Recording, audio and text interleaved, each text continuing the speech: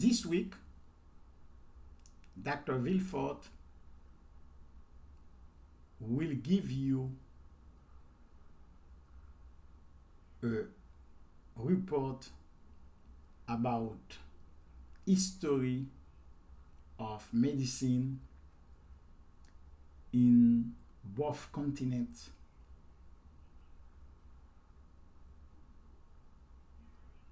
such as Asia and Africa.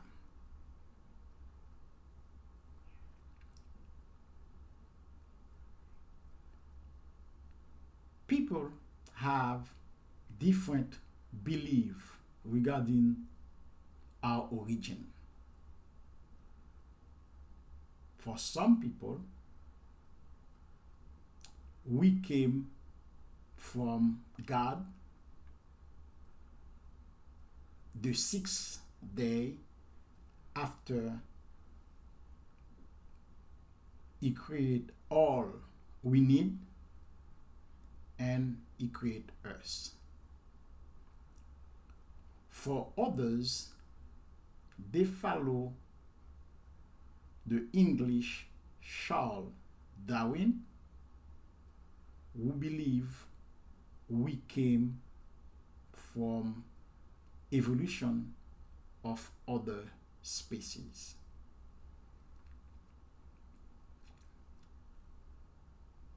No matter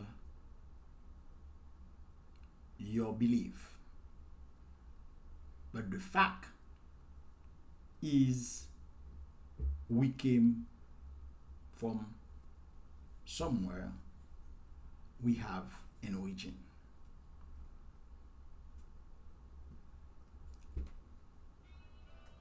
We already spoke about medicine in Babylon,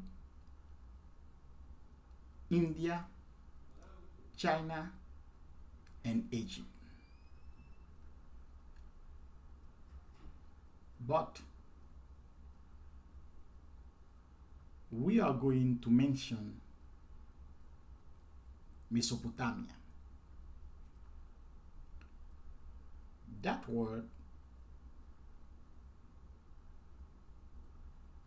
came from Greek,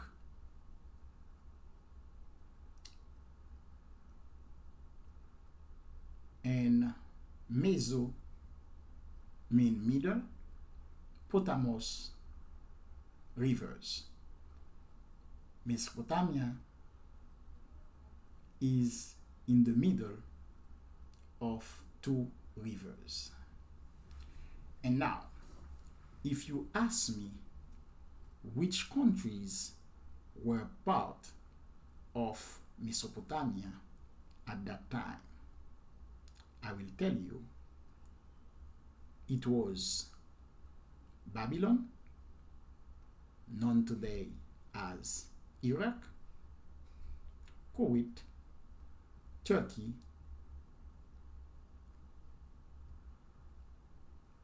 the Assyrian, and part of Iran.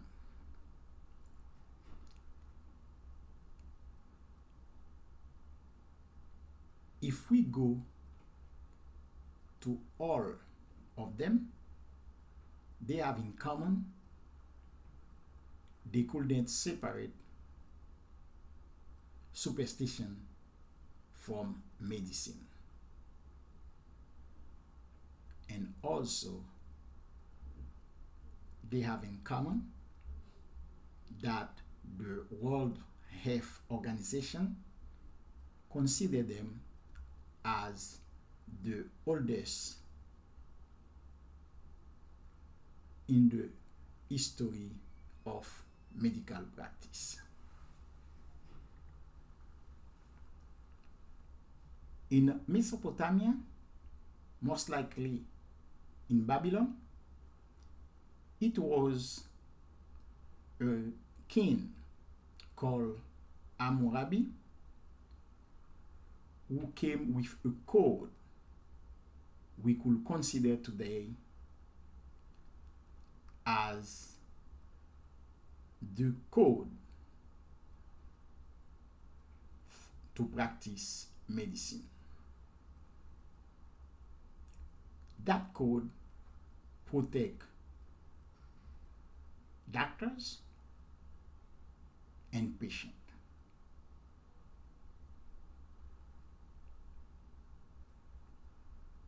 One of the mention in that code was if someone is sick and got treatment from a doctor, it's necessary for the doctor to get paid. In the other hand, if the doctor has a malpractice, he will receive a punishment based on the gravity of his mistake or malpractice. Let's go now to India, dominated at the beginning by Dravidian people, who at that time use of the terminologies we used to or we have in Ayurveda today, such as Shaka, Dosha, Yoga, etc. But in 1500 before Christ, the Aryan people came with Atharva Veda. For most people, the Ayurveda came from Atharva Veda. And the language at that time was the Sanskrit. From Sanskrit, Ayurveda has two words: Ayu, life, longevity, and Veda, knowledge or science. That means Ayurveda is study of life. Do you know at that time they were already talking about different branches in Ayurveda, such as general medicine, internal medicine, OBGYN,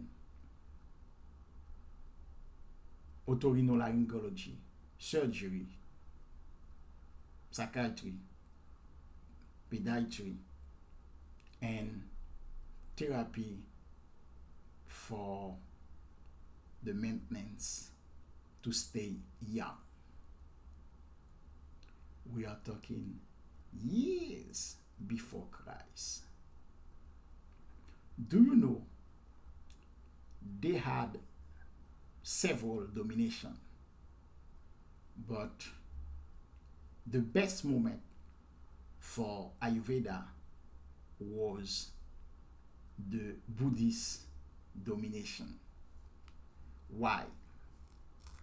At that time, we noticed two universities, Kashi and Nalanda.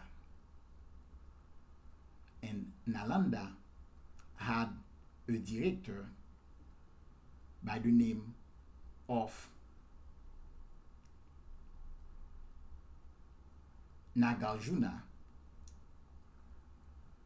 who was teaching Ayurveda not only in the University of Nalanda, but in other locations and to different people.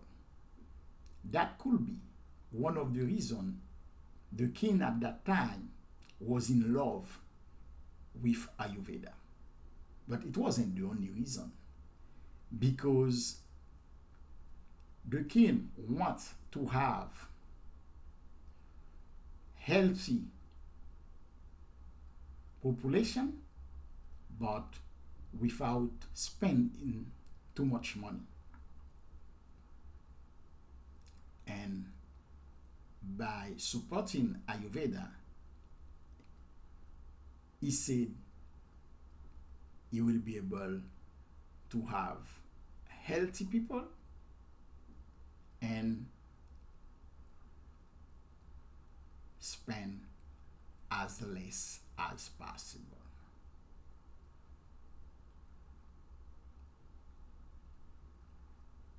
Do you know at that time, during the Buddhist era,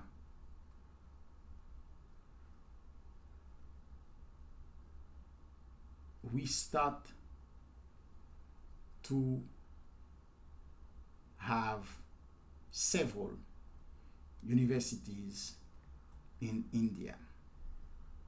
And also, at that time, other people used to come from other country to look at the practice of Ayurveda. Let's go now to China, who was dominated by dynasty. The first one, who had Fuxi, who is considered as the father of traditional Chinese medicine, and also he was the inventor of yin yang concept. If we have to talk about the yin yang concept, we can say it's to teach us to live with our differences. For example, men are different than women, but together we can realize a lot of good stuff. If we go to another dynasty, we are going to talk about Wan Ti, who was the author of a book called Yellow Emperor. That book is considered as a treasure for internal medicine in TCM, traditional Chinese medicine. But now,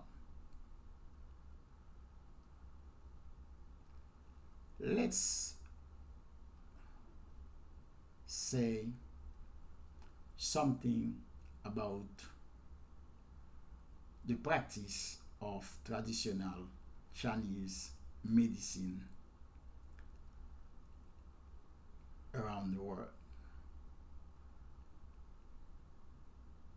From then to now, we have a lot of university where they are teaching acupuncture or traditional Chinese medicine.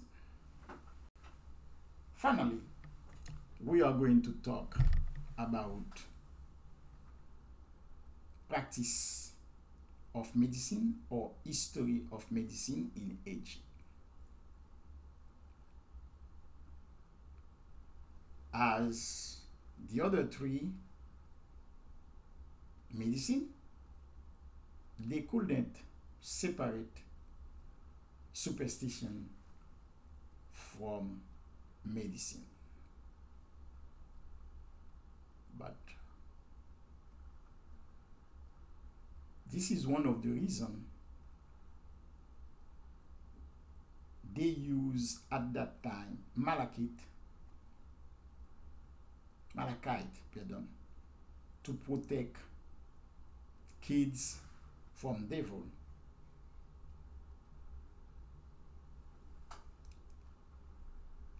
And Imhotep arrived. Imhotep mean in Greek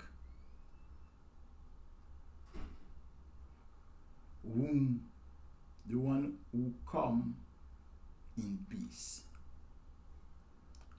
Most of you known Imhotep for building Djoser's pyramid in Saqqara, but Imhotep mean more than that for Egyptian.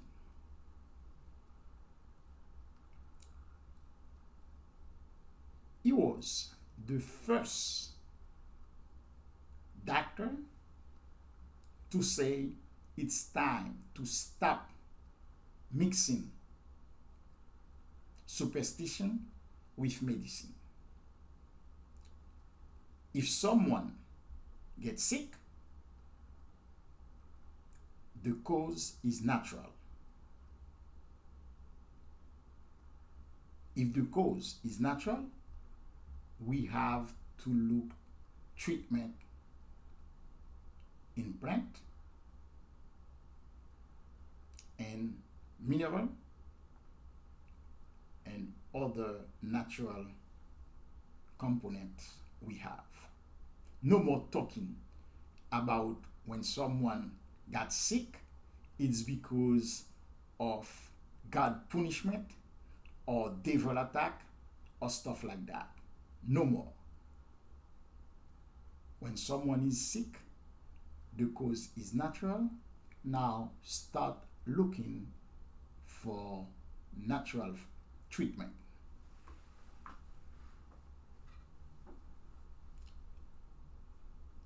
And in Egypt, when Imhotep was practicing medicine, do you think the women were not between the doctors? If you said no, that was a mistake, because women start to practice medicine at that time. And as an example, some people considered Practitioner as the first woman doctor, and others said no, Merita was the first woman doctor. But the fact is, doesn't matter if Merita or Practitioner was the first, but we know women start to practice medicine long time ago, before Christ's era. Now, some people keep saying the ancient medicine wasn't good because first they said liver was the center of life. Secondly, because they said all fluid came from the heart. But let me tell you something. We are human.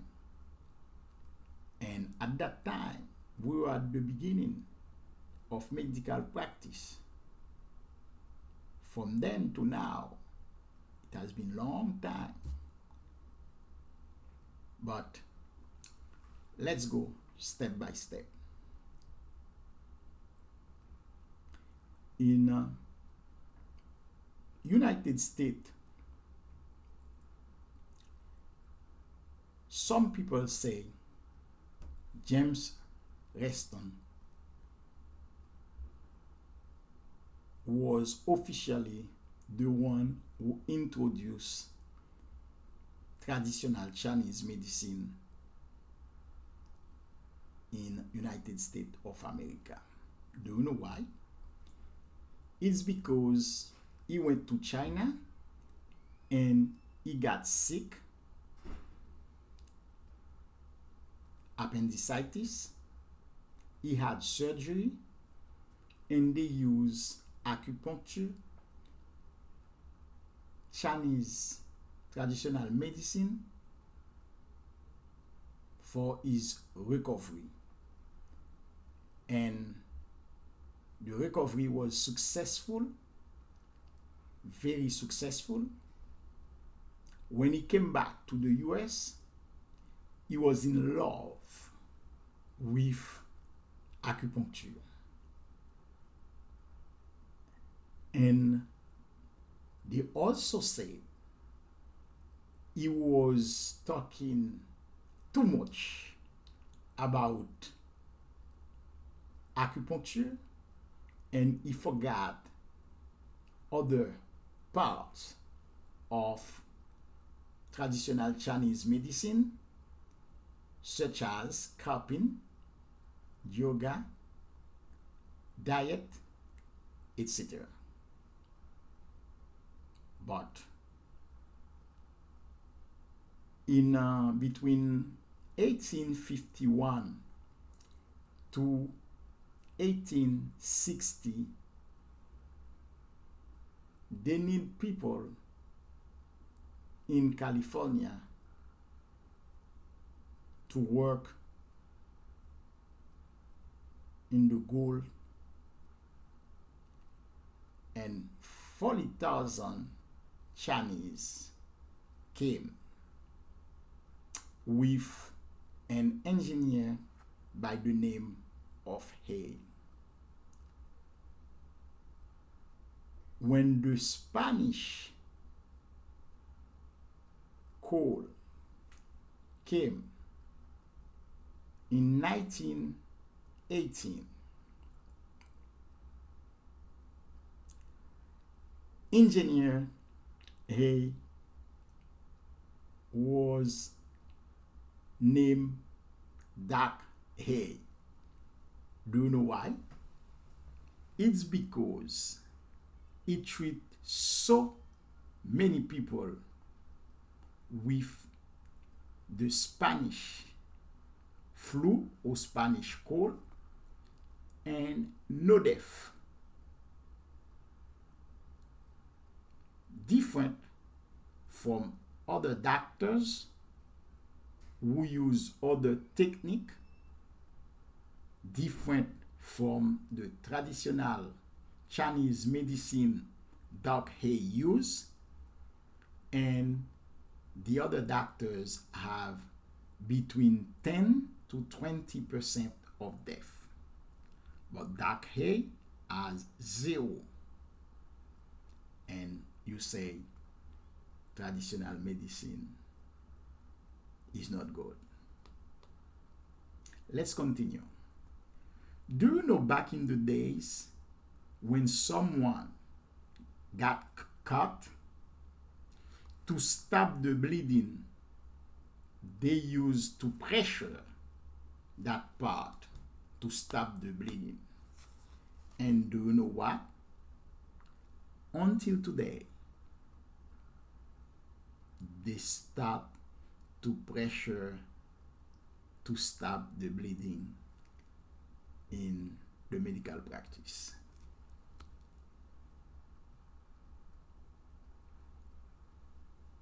To treat, or when people got cut in the past, they use honey. Honey for that cut. But guess what? Recent studies are talking about the extraordinary effect of honey against microorganisms. We keep going. Back in the days, they use a plant called Hemimagus to treat vitiligo. And guess what? Recently, the 8th methoxysoralem was extracted from that plant, Hemimagus, to treat the same disorders, vitiligo. And we are going to continue. In the ancient time, they use Sisyphus spina Christi to treat inflammation. And guess what? The National Institute of Cancer in the United States of America has been realizing studies, and they got from Sisyphus spina Christi two components.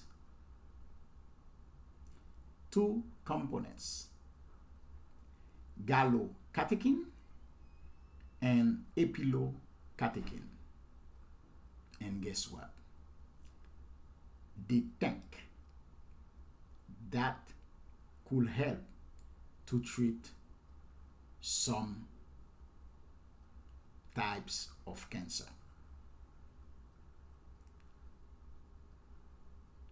We are going to continue. In 1972, malaria or paludism, malaria fever or paludisms was killing a lot of people around the world, most likely in China. And to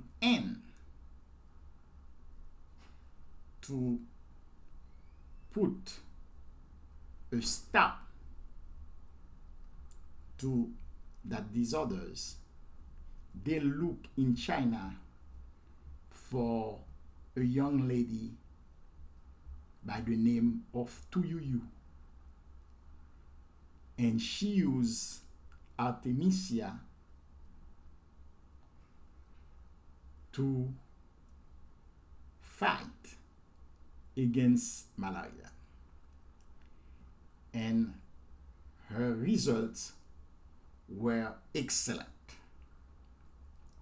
That means the use of Artemisia by Tuyuyu was excellent, and she was able to treat or to cure people with Artemisia. And guess what? In 2015, Tuyuyu was recognized for his excellent job on malaria fever, and he got the Nobel Prize of Philosophy and Medicine in 2015. And you keep saying the ancient medicine at that time wasn't good, or natural medicine is not good. Let's continue with the man named Imhotep. I have to tell you, if you go to Babylon, you will remember the king Hammurabi. When you go to India, you can think about Nagarjuna. In China, Fuxi and Wanzi. In Egypt, Imhotep. But like I said, Imhotep was the first doctor to say, stop. Don't talk about superstition when you refer to medicine, because when someone got sick, the cause is natural. Let's look for natural treatment. Imhotep was also what we call today Prime Minister of King Jose. Imhotep was the administrator of Great Palace.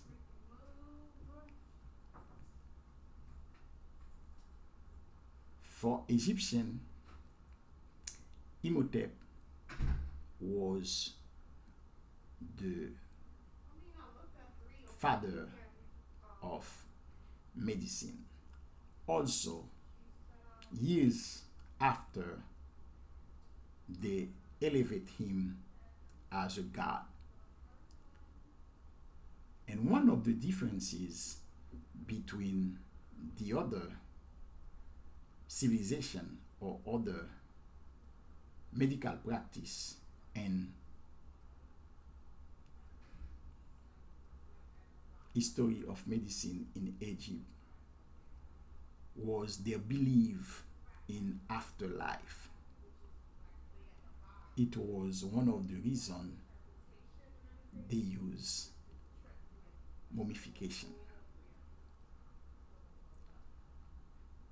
And they used to introduce something in the throat of the deaf body to take out the brain and have a hole on the left side of the person's belly to take out the liver, the heart, so and so, and dry them, and after some days they will prepare the body, and if it was a pharaoh, the treatment was different than if it was a slave.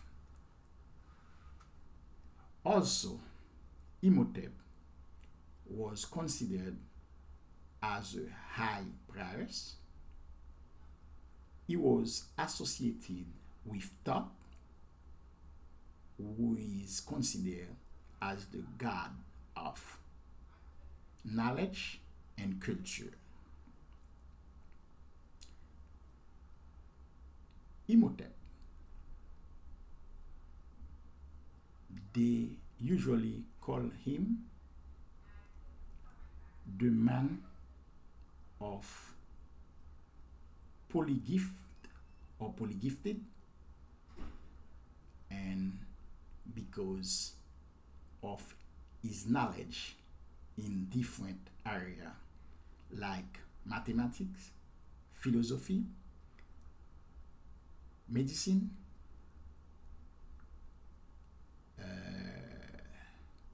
etc., architecture. And at that time,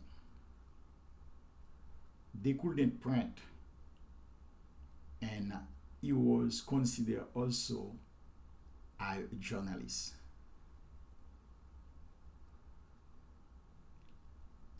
Let's go back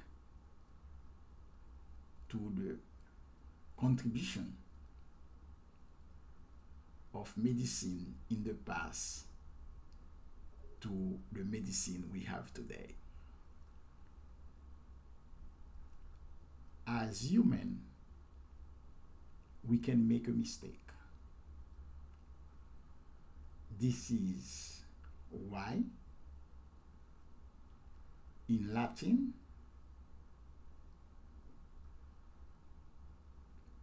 we have errare humanum est. That means as a human being, you can make a mistake. But the world has been changing. The medicine we had in the past, when the civilization just started back in years before Christ's era, had contributed to the medicine we have today. And the same way, we are saying that medicine wasn't good because maybe of their belief in the liver was the center of life or the source of life, or because the heart was the main source of all fluid. That was part of the learning process. I'm sure 100 years from now, technology will continue to arrive. And maybe people, when they are talking about our medicine today, they could say also the same thing about our medicine.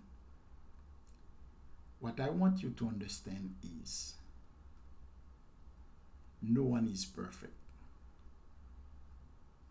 And we learn from mistake. Whatever mistake that has been done in the past by the medicine they practice in India, Babylon, China, Egypt, we learn from them, and this is one of the reasons we have the medicine we have today.